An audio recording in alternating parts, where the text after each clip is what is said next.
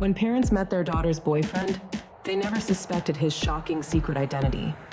A registered sex offender's elaborate lies fooled everyone until a teenager paid the ultimate price. Welcome back to 10 by 10 Confidential, where we dive deep into the most shocking true crime cases that reveal the darkest sides of human nature. I want to thank each and every one of you for watching our videos and being part of this incredible community of true crime enthusiasts who seek justice and understanding.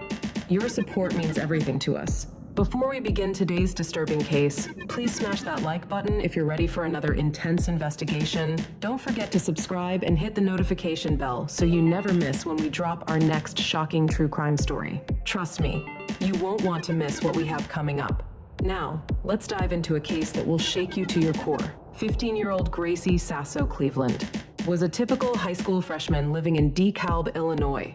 The artistic teenager attended DeKalb High School, played violin in the orchestra, and dreamed of becoming a veterinarian. Her mother, Erica Sasso, and stepfather, Juan Sandoval, thought they knew everything about their daughter's life, including her new boyfriend.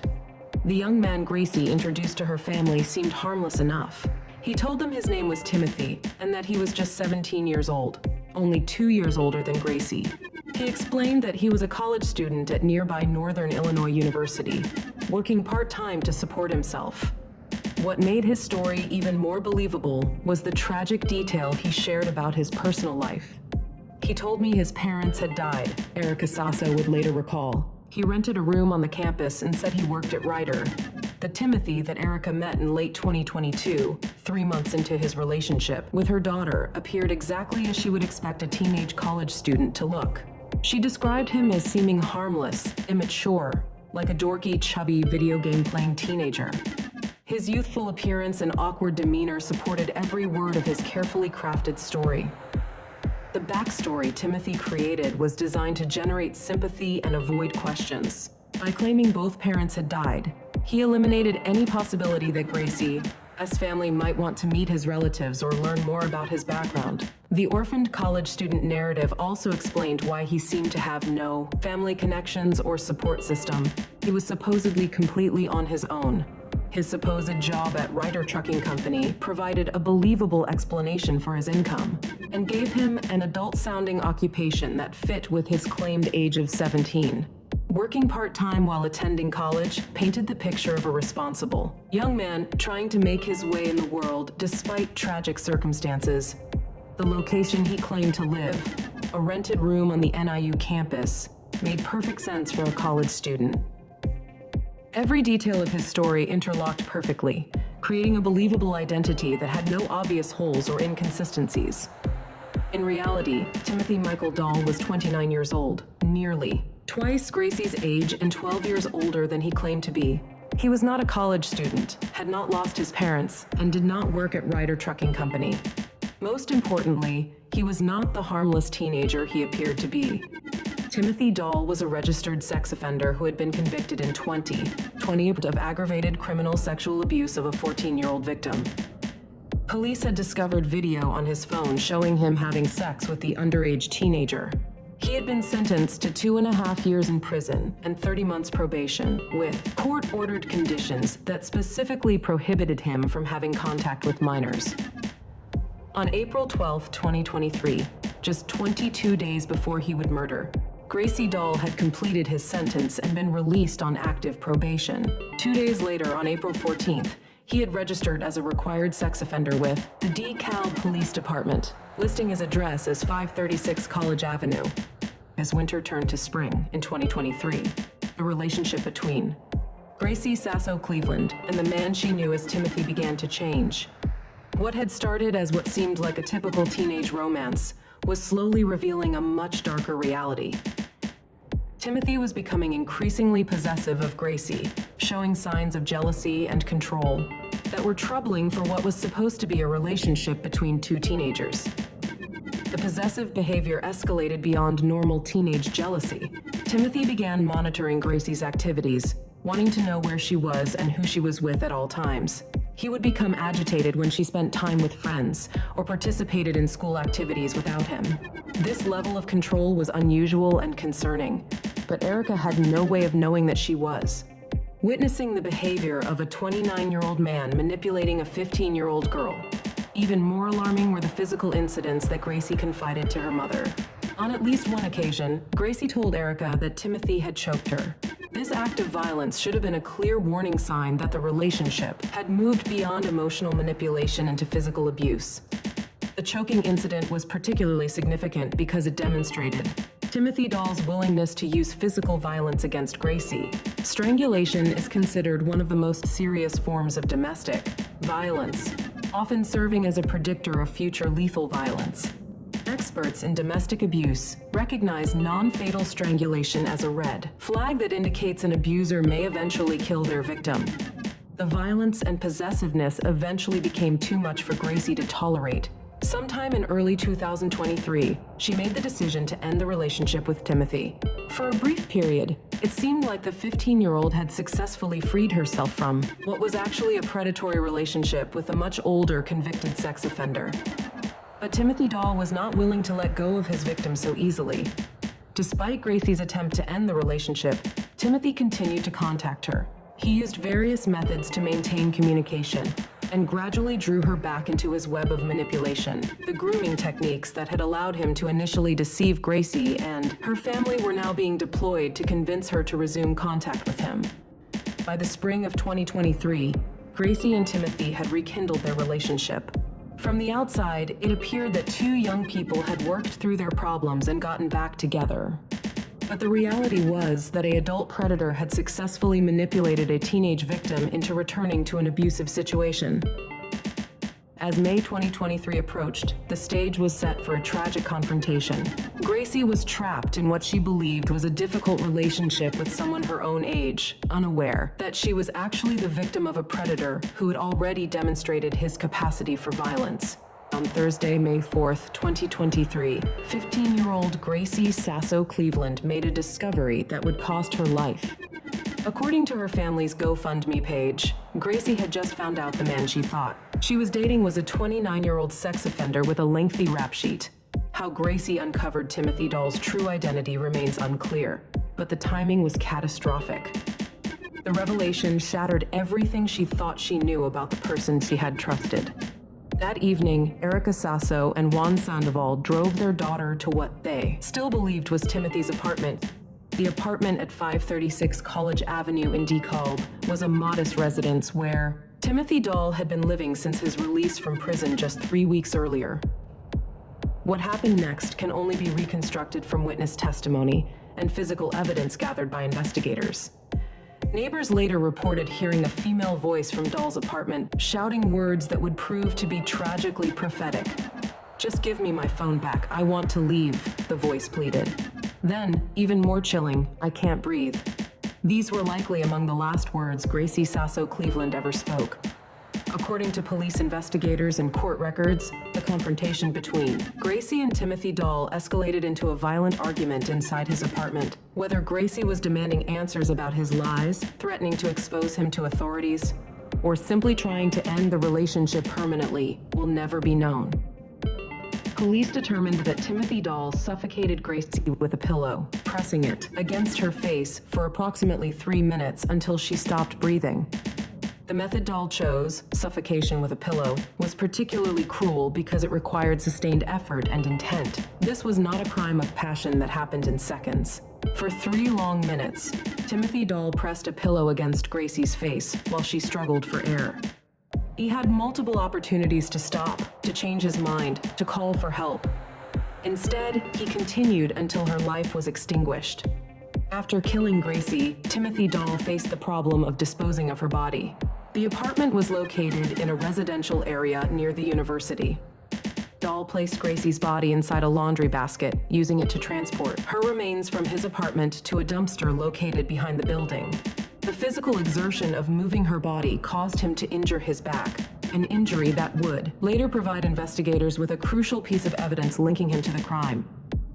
Timothy Dahl called paramedics to his apartment that same night, complaining of back pain from what he claimed was a lifting injury. While being treated at Northwestern Medicine Kishwaukee Hospital, he took the opportunity to dispose of Gracie's cell phone in the hospital's trash system. Friday morning, May 5th, 2023, began like any other day for Erica Sasso and Juan Sandoval. They expected their daughter Gracie to return home from her overnight visit with Timothy, her supposed 17-year-old boyfriend.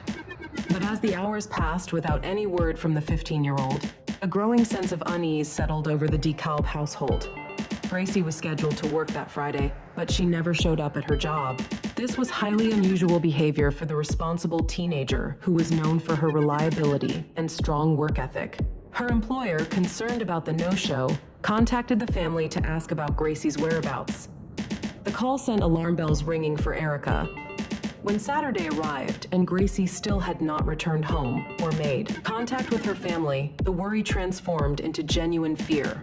Gracie had now missed 2 consecutive days of work and had been out of touch for over 48 hours. This was completely out of character. Saturday evening, May 6th, Erica Sasso made the decision that no parent ever wants to make. She contacted the DeKalb Police Department to report her 15-year-old daughter missing. The missing person report officially launched an investigation. The responding officers took down the basic information about Gracie's disappearance. She was 5 feet 4 inches tall, approximately 130 pounds, with brown hair and brown eyes. She had last been seen wearing a black hoodie and jeans when her parents dropped her off. Detective interviews with the family revealed important details about Gracie's relationship with Timothy. The initial investigation followed standard missing person protocols. Officers checked local hospitals, contacted Gracie's friends and classmates, and began canvassing the area around the College Avenue address. DeKalb is a relatively small city with a population of about 43,000, and a missing teenager was taken seriously by the local police department. Meanwhile, the Sasso family launched their own desperate search efforts. They created and distributed flyers with Gracie's photograph, asking anyone with information to contact police. Social media posts spread quickly through the DeKalb community as friends, family members, and concerned citizens shared Gracie's picture and details about her disappearance. The family also made direct attempts to contact Timothy, the last person known to have seen Gracie. When they called him, his responses were evasive and concerning. He claimed that Gracie had left his apartment after an argument on Thursday night and that he had not seen her since May 3rd, a timeline that contradicted when the family had actually dropped her off. Timothy's story began to raise red flags for both the family and investigating officers. Additionally, his demeanor during phone conversations seemed off, less worried than expected for someone whose girlfriend had gone missing. Sunday morning brought increased urgency to the search efforts. Gracie had now been missing for 3 full days, and the probability of a positive outcome was decreasing with each passing hour. The DeKalb Police Department escalated their investigation, bringing in additional resources and expanding their search radius. Officers began focusing more intensively on the College Avenue area where Gracie was last seen. They conducted door-to-door interviews with residents, checked security cameras from nearby businesses, and examined the area for any signs of where the missing teenager might have gone. Sunday morning, May 7th, 2023, brought a breakthrough. DeKalb police investigators had obtained crucial digital evidence that would lead them directly to the truth about her disappearance. Cell phone location data provided the key to unlocking the mystery. Police had secured a warrant to access Gracie's phone records. The data showed that Gracie's phone had stopped transmitting on Thursday evening, May 4th at 5:36 College Avenue in DeKalb, exactly where her parents said they had dropped her off. A routine check of police databases revealed that 536 College Avenue was the registered address of Timothy M. Dahl, a 29-year-old convicted sex offender. The name did not match the Timothy that Gracie's family knew as her 17-year-old boyfriend, but the address was identical. Investigators immediately pulled Dahl's criminal history and discovered the disturbing details of his past. Timothy M. Dahl had been convicted in 2020 of aggravated criminal sexual abuse of a 14-year-old victim. Police had found video evidence on his phone showing him having sexual contact with the underage teenager. He had been sentenced to 2.5 years in prison and 30 months probation with strict conditions that prohibited contact with minors. Armed with this information, investigators obtained search warrants for Dahl's apartment building and the surrounding property. The DeKalb County Major Case Squad was activated to handle what had now become a high-priority investigation involving a registered sex offender and a missing minor. The search began systematically, with officers examining Dahl's apartment and the areas around the building. In the basement of the residence, they found women's clothing that matched the description of what Gracie had been wearing when her parents last saw her: a black hoodie and jeans. The clothing discovery confirmed that Gracie had indeed been inside the building, but their location in the basement raised immediate red flags about potential foul play. As the search expanded to the exterior of the building, investigators focused on potential disposal sites. Behind the apartment building sat a large dumpster used by residents for trash disposal. The container would prove to hold the most devastating evidence in the case. Gracie Sasso-Cleveland's body was found inside a laundry basket that had been placed in the trash container. The 15-year-old was dead. The DeKalb County Coroner's Office was immediately called to the scene. Preliminary examination revealed that with the body's discovery, investigators immediately moved to locate Timothy Dahl. They learned that he had been at Northwestern Medicine Kishwaukee Hospital since Thursday night, May 4th, the same night Gracie disappeared. He had sought treatment for back pain, claiming he had injured himself while lifting. Timothy M. Dahl was taken into custody at the hospital on Sunday afternoon, May 7th. During his hospitalization, Dahl had made one final attempt to cover his tracks. He had disposed of Gracie's cell phone in the hospital's trash system, hoping to eliminate evidence that could link him to her disappearance. But it was too late. The digital trail had already led investigators directly to him. The investigation had taken just 72 hours from missing person report to murder arrest. On Monday morning, May 8, 2023, the DeKalb County State's Attorney's Office filed formal charges. The charges were extensive, reflecting the severity and premeditated nature of his crimes. Dahl faced 2 counts of first-degree murder, aggravated criminal, sexual abuse, concealment of homicidal death, aggravated domestic battery, 2 counts of obstruction of justice, unlawful restraint, and unlawful communication by a child sex offender. The evidence against Timothy Dahl was overwhelming. His fingerprints were found on the laundry basket containing Gracie's body. Phone records placed her at his exact address on the night she disappeared. Witness testimony from neighbors who heard her final pleas for help provided crucial details about her last moments. On May 17, 2023, Circuit Court Judge Philip Montgomery denied bond for Timothy Dahl. In his ruling, Judge Montgomery stated that Dahl had a history of preying on minors, most especially minor females, and posed a significant danger to the community. The judge noted that Dahl had violated his probation conditions by having contact with Gracie, and that the murder had occurred just weeks after his release from prison for similar offenses. Initially, Timothy Dahl pleaded not guilty to all charges on June 14, 2023. His defense team prepared for what would be a complex trial involving multiple felony counts and extensive forensic evidence. Prosecutors Scott Shortley and the DeKalb County State's Attorney's Office began building their case, which would demonstrate Dahl's pattern of targeting teenage girls and his elaborate deception of Gracie's family.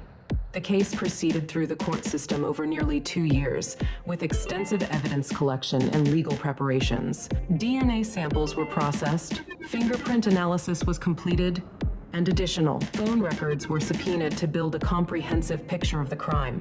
The prosecution was prepared to present testimony from forensic experts, law enforcement officers, and members of Gracie's family. But on February 5, 2025, just 1 month before his scheduled trial, Timothy Dahl made a decision that would spare the victim's family the trauma of a lengthy court proceeding. He entered a guilty plea to 1 count of first-degree murder as part of a negotiated agreement with prosecutors. When Judge Montgomery asked Dahl directly, "Are you guilty? Did you do this?" Dahl replied simply, "Yes, Your Honor." The plea was described as a blind plea, meaning there was no agreement on the length of his sentence. Dahl faced the full sentencing range of 20 to 60 years in prison, with the final decision left to the judge's discretion. The sentencing hearing on August 14, 2025, provided an opportunity for Gracie's family to address the court and for Timothy Dahl to face the consequences of his actions. During his allocution, Timothy Dahl attempted to express remorse for his crime. "Gracie was a very special person who should still be here," he said. "I wish every day it was me who was dead. I deserve every year I am given. A lot of you see me as a monster, and I deserve it." However, he did not look at the victim's family while speaking, and his words failed to convince anyone in the courtroom of genuine remorse. Judge Montgomery's sentencing remarks reflected the gravity of the crime and the defendant's pattern of behavior. "You treated her no better than you would an ordinary sack of trash," the judge told Dahl. "She was a young woman with dreams and aspirations. You stole her innocence, and ultimately, you stole her life." Timothy M. Dahl was sentenced to 52 years in prison, with credit for the 829 days he had already served in the DeKalb County Jail awaiting trial. He will serve 100% of his sentence with no possibility of probation and will face 3 years of supervised parole upon release. At age 32, Dahl will likely spend the remainder of his life in prison. State's Attorney Riley Onken expressed satisfaction with the outcome, while criticizing limitations in Illinois sentencing law. "Although my office asked for the maximum of 60 years, I believe that justice was served," Onken said. "I only wish that the Illinois legislature allowed for more lengthy sentences for murder." For Erica Sasso and her family, no sentence could bring back their beloved Gracie. But the 52-year prison term ensures that Timothy Dahl will never again have the opportunity to deceive another family or harm another child. Justice, while imperfect, had been served. If this case impacted you as much as it did me, please show your support by hitting that like button and subscribing to 10 by 10 Confidential for more in-depth true crime investigations. Don't forget to ring that notification bell so you're always the first to know when we release our next deep dive into justice and criminal psychology. Now I want to hear from you in the comments. What do you think could have been done differently to prevent this tragedy? How can families better protect themselves from predators who use deception as their weapon? Share your thoughts below. I read every single comment, and your insights often help other viewers. Until next time, stay safe, stay vigilant,